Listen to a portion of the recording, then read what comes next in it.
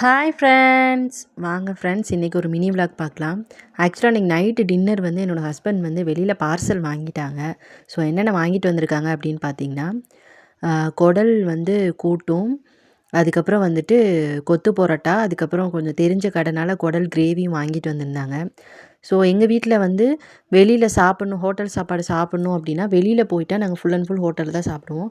இல்லை பார்சல் வாங்கிட்டு வந்து வீட்டில் சாப்பிட்ற மாதிரி இருந்தது அப்படின்னா வீட்டு சாப்பாடையும் மிஸ் பண்ணிடக்கூடாது அப்படின்றதுக்காக பாதி வந்து ஹோட்டல் சாப்பாடும் பாதி வீட்டு சாப்பாடும் ரெடி பண்ணுவோம். ஸோ அதனால் நான் வந்து தோசை ரெடி பண்ணியிருந்தேன்.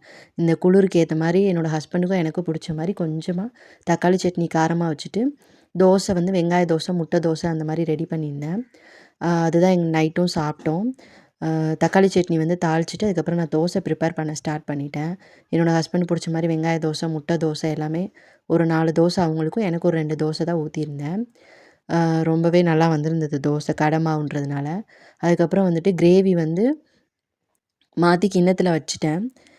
சாப்பாடு புரோட்டா எல்லாமே சூடாக இருந்ததுங்க. ஸோ அதனால் வந்துட்டு நாங்கள் தோசை ஊற்றுற டைம் போக நாங்கள் எடுத்து வச்சு சாப்பிட்டுட்டோம். இந்த மாதிரி உங்களுக்கு வந்துட்டு ஹோட்டல் சாப்பாடு சாப்பிட பிடிக்குமா? இல்லை வீட்டு சாப்பாடு சாப்பிட பிடிக்குமா? இல்லை எங்களை மாதிரி 2மே மிஸ் பண்ணாமல் கலந்து சாப்பிட பிடிக்குமா? அப்படின்னு சொல்லிட்டு எனக்கு மறக்காமல் மெசேஜ் பண்ணுங்கள்.